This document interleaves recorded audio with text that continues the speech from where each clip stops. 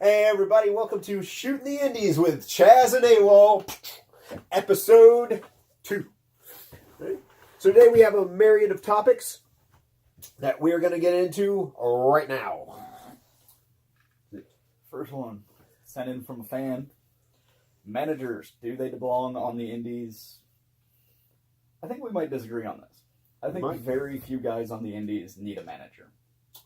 Okay. Like Bubba Thunder, with the right manager, would be a hell Indy worker. For all of you that don't know, that's Big Country. He works a few of the independents around the Gulf Coast area. Big, huge guy. We call him Bubba Thunder. He likes that name better. I suggest you start using it. Yeah. There's one person in his family who does not want him to use it. And that person makes more decisions than Bubba Thunder. Oh, well. Yeah. But yeah, to get a manager, they got to know their role. They got to know when they're going to participate, when they're not going to participate. And on the Indies, that's just too hard of a thing to work out, and especially with tag teams. I've never understood tag teams that have managers. Because there's already two of us.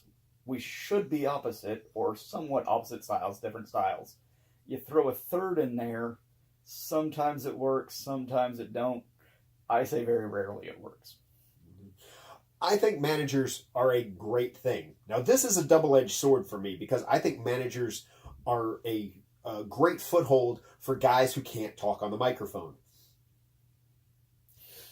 People who don't have a voice or just aren't that way. You know, some guys are not gregarious. Some guys can't put thoughts together. Some guys can't tell a story on the microphone, but they're amazing workers in the ring. A manager is the perfect thing to put with them. You need a mouthpiece when you can't talk for yourself. Even tag teams. There are tag teams who can't do it. You put two guys together who work amazing together. They have great chemistry. They're both amazing workers together or apart. Not one of them can talk worth a lick. You put a manager with them to talk for them. Not only does it get them over better, but it enhances their character. I mean, where would Demolition have been without Mr. Fuji? It's just that way. Unfortunately, the other edge of this part for me is managers in wrestling is a dying art. Yes, it is a complete and total dying art, and that is a terrible tragedy in the world. Yes. Managers have always influenced me. I've based a lot of things that I've done in my career off things that managers did. I have always talked like a manager and tried to wrestle like a wrestler. I tried. Not always succeeding, but I tried. You know, there were amazing managers back in the day. You had Bobby Heenan, you had J.J. Dillon, you had the Grand Wizard, Sensational Sherry, guys like Mr. Fuji, Classy Freddie Blassie. There were amazing managers. And there were some on the independents. I mean, Percy Pringle, Paul Bearer, he came from the Indies. You know, where would The Undertaker have been to begin with without Paul Bearer? It worked to get the gimmick over. He was a great talker because The Undertaker did not speak. And all he did was come in at the end and say one little phrase for the beginning of his career. And it was a great thing. Now that's talking on the national level, but it applies to the Indies as well. Now I think managers are a great enhancement. I think managers are a great gimmick. I think they work better for heels than they do for faces. But unfortunately, it is a dying art. It should be an as needed thing, and not one guy managing like 18 guys, unless he has like a stable. I was gonna say, like, what the hell? Like, like there was a while back where there was a manager who was doing a heel team one time, and then he came out with a face like 2 matches later. Oh yeah, you shouldn't do that. Yeah, that makes no sense. Don't do that. And I mean, in this area, there's probably like 2, maybe 3 guys I would call good managers, because they're old as dirt when managers were in their prime. And then there's one guy who works really close to us who used to be a wrestler, can't wrestle anymore due to injuries, and he's taking the manager role on pretty well. But you know, it's you got to know how to be a manager, and there's not a lot of people out here who can train you how to be a manager. So you got to study your schools, you know, figure out where to go to get that kind of actual education. And it touches on something that we talked about in the last episode, which was promos. You know, if you want to be a great manager, you got to be able to cut a great promo. There's no two ways about that. Yep. got smartphones, you got mirrors. You can practice promos. I can't. I suck at them. I know I suck at them. Hey, you know, if you saw how many times I talked to myself in the mirror to get good at talking on a microphone, you would think I was nuts. And then, like, along with managers, you also got valets. Yeah. Which I should have added to the graphic. Because valets are the same aspect as a manager, except they're mainly eye candy. Well, not always. I mean, you had back in the day, some of my favorites, Sensational Sherry, Miss Elizabeth, but you also had somebody that came out with Dusty Rhodes, Sapphire. Yeah. I don't know if you remember Sapphire. I remember Luna, which was with Gold Dust. Luna Vachon, but she was from a wrestling family. Yeah. She was a generational, and that was and she was amazing. Yeah, yeah. But Sapphire, nobody thought that was going to get over. But Sweet Sapphire used to come out with Dusty Rhodes. Of course, Dusty Rhodes could have got over a sock with a stick in it and paraded it around and said it was his manager. So yes, when it comes to managers, they got to know what they're doing. They got to work with guys that need the enhancement. This guy would not need a manager. No, but at the end of my in-ring career, he can be. I can transition into management. Yes. Yeah, I was gonna say, like, if you broke a leg or something, you would make a good manager. And trust me, there's been plenty of guys who have told me that's exactly what I should do, and it's not a bad idea. I will tell you that the best part of David Prime's career was when I was injured and I had to be his manager. He loved it because he never had to pick up a microphone, which is a godsend to him. He prefers to talk less than I do. Yeah, I think we covered that. Yeah. Making our way onto our next subject. Yeah, wherever the hell we were. Again, well, not again because it's cut for you guys. But on the bottom here, you can't read it. But from the top, you can kind of tell what's going on. We're talking about promo pictures. If you change your gear, and I'm talking just your ring jacket, take new promo pictures. If you shave differently, take a new promo picture. Have a solid background. Try different angles. Take like 800 pictures if you have to, and pick the best 20. Guys, be responsible for your promo pictures. Have good lighting. Have all the, change gear, change your look. Do face poses. Do heel poses. Promoters, give your guys a place to do promo pictures at the shows. You want them on the flyer. You booked them because you want them to sell tickets. Make it so they have a way to get good images for your flyer. Green screens are a godsend for you people. Yeah. I'm here to tell you, a $5 investment of a green piece of cloth that you can pin up somewhere in your house and take a picture of yourself in front of, and they can do anything in the world with that now. Yeah. And you have to stand there and look pretty, mean, whatever. And then they do the rest of the work. Honestly, this ain't rocket science. This is you promoting you. So take promo pictures, take many and take often. Yes. Take one every day, send them to different promoters. Change the way your hair's styled. You don't have to change your gear. If you have long hair, put it in a ponytail, put it in a braid, do something, and take different promo pictures. You can wear different boots. You can wear different tights. You can wear a different vest. Who cares? Just take a different promo picture and take a lot of them, because they're always going to need them. And if you have a lot of them on hand, it's going to be very helpful. Not only does this help you get them off to promoters for flyers and other promotional things, you can send them off to promotions to get booked. There's not a guy I've talked to that I didn't already know who didn't ask me for some promo pictures when I first started talking to him about coming into a promotion. And they've seen you work somewhere, and they're like, well, do you have a promo picture? Do you have videos? They're going to need them. Yeah, they need to know you. They need to know your work. They need to know your look. They need to know your gimmick. All of this can be conveyed with a good picture.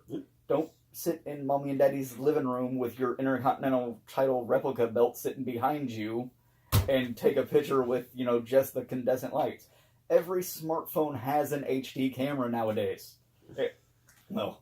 Every smartphone within the past 3 years has a good HD quality camera. We're recording this on a smartphone. This cell phone interlude about technology and its applications brought to you by Chaz. Yes.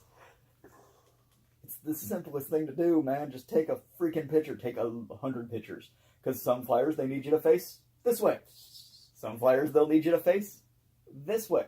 And if your gear has a word on it, they can't just mirror the image, because now, Fanny Pack Mafia turns into If you can actually read that says Fanny Pack Mafia, I will send you a big thumbs up. He'll like one of your videos when you make one. No, I won't. Yeah, he won't. He don't care. But there you go. That is how you should handle your promo pictures. You should take many and often. You should take many different poses. You should definitely take them in front of a green screen if you have that option, which you do. At least a blank background. Because most apps nowadays, you can change the background as long as you don't match what's on the background. But there you go. And I mean, and then if your gear is green, you're screwed. So I had that problem. It's not as easy as it fucking sounds.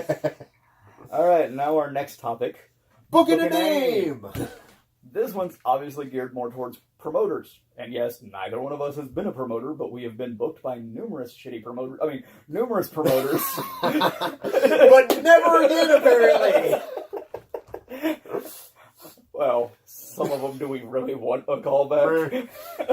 Hot dog handshake guys, you know who you are. I'm an old man, leave me alone. Booking a name is great. It's a good way to get new fans into your, I'm going to say venue because I've already dropped the S-bomb. It's a good way to get fans into your venue. But book a name that is relevant or is going to draw money. Because if you're going to spend $500 to book X WWF guy, is he going to bring $500? Is he selling? Because there's guys working on your card that are green and not getting paid, but you're going to put $500 in his pocket, pay for his hotel, and pay for his travel. But the rest of us are, oh man, we didn't draw enough tonight.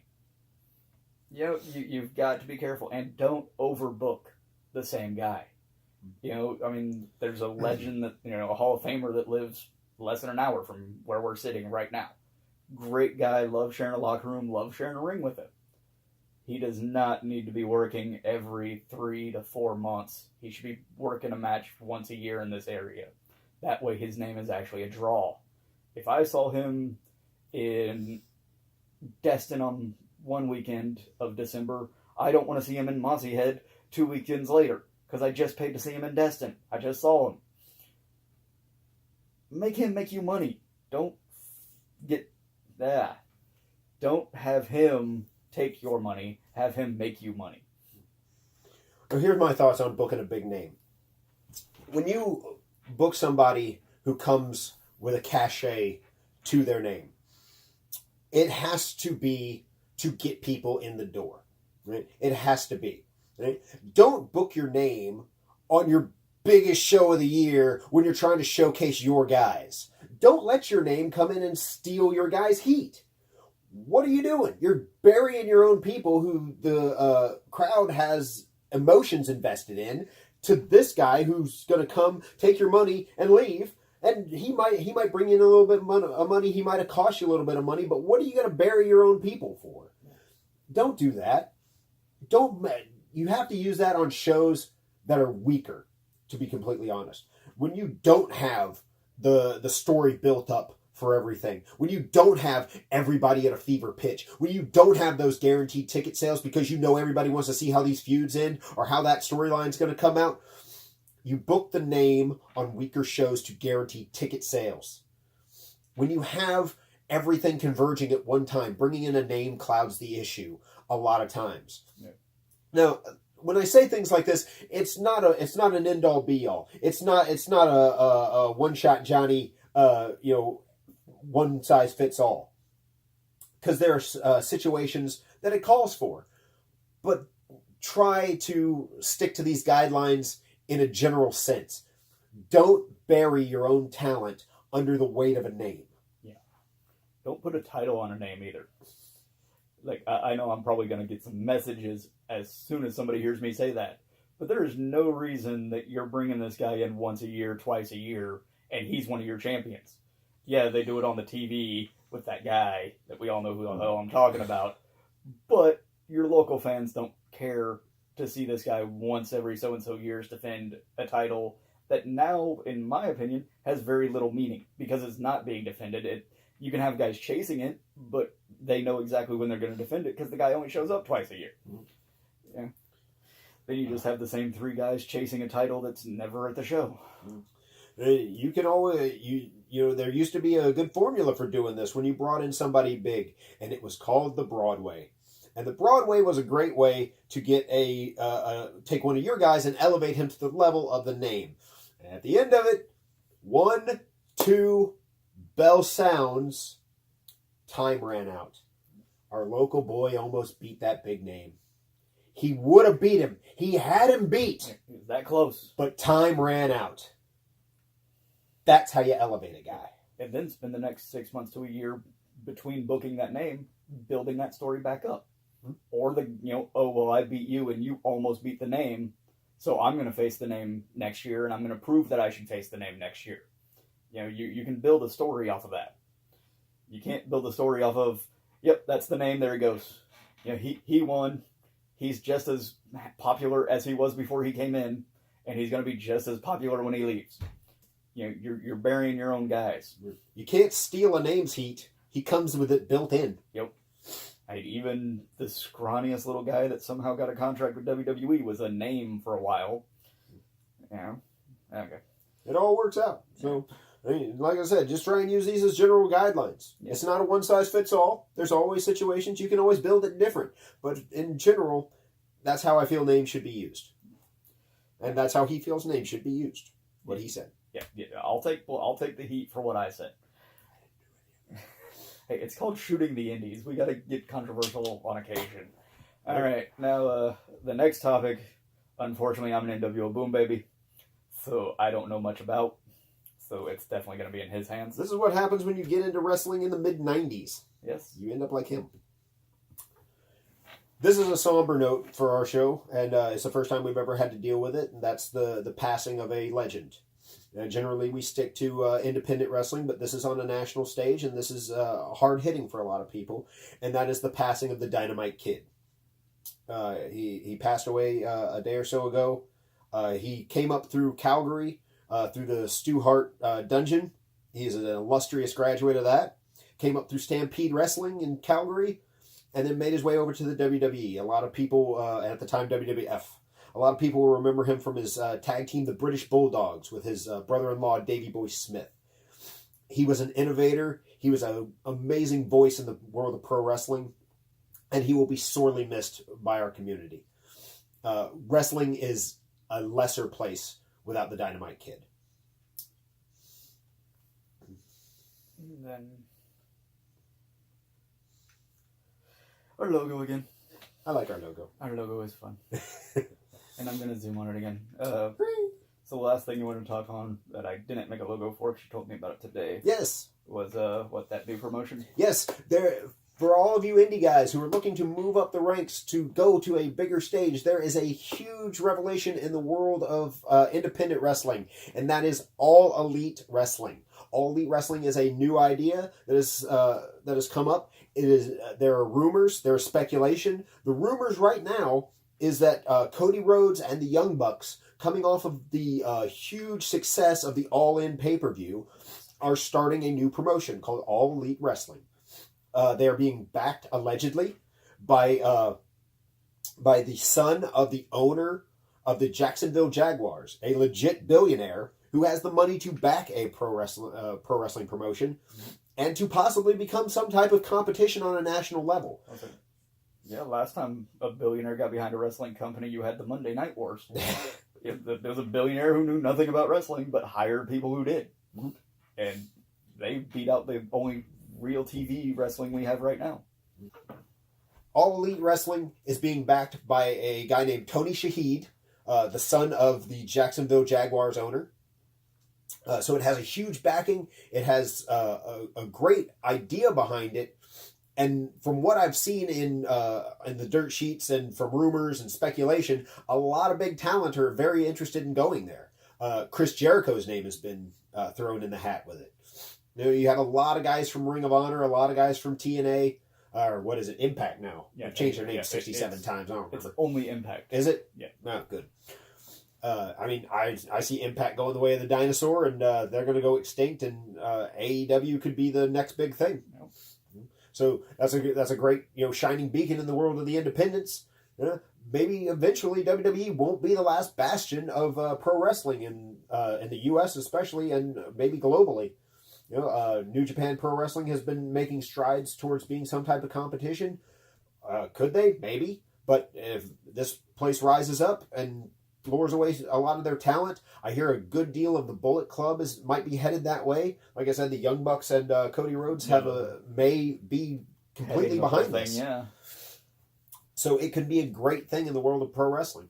And all we can do is wait and see. Yeah. It could be a giant flop. It could. But would you rather take those promo pictures, record your matches, and send them in and be part of that giant flop? Or sit at home, stare at your own phone, talk for an hour and a half, and not be a part of that giant flop or giant success? So, guys, that's going to do it for this episode of Shooting the Indies with Chaz and A.W.O.L. We were happy to help you in any way we could. We look forward to hearing your comments. Type on down below. Despite all my objections, and because I think it's derivative and a straight ripoff, honestly, but because someone requested it, I'm going to say, give us a subscribe. And a like, and go follow us on Facebook and Instagram and all that fun shit.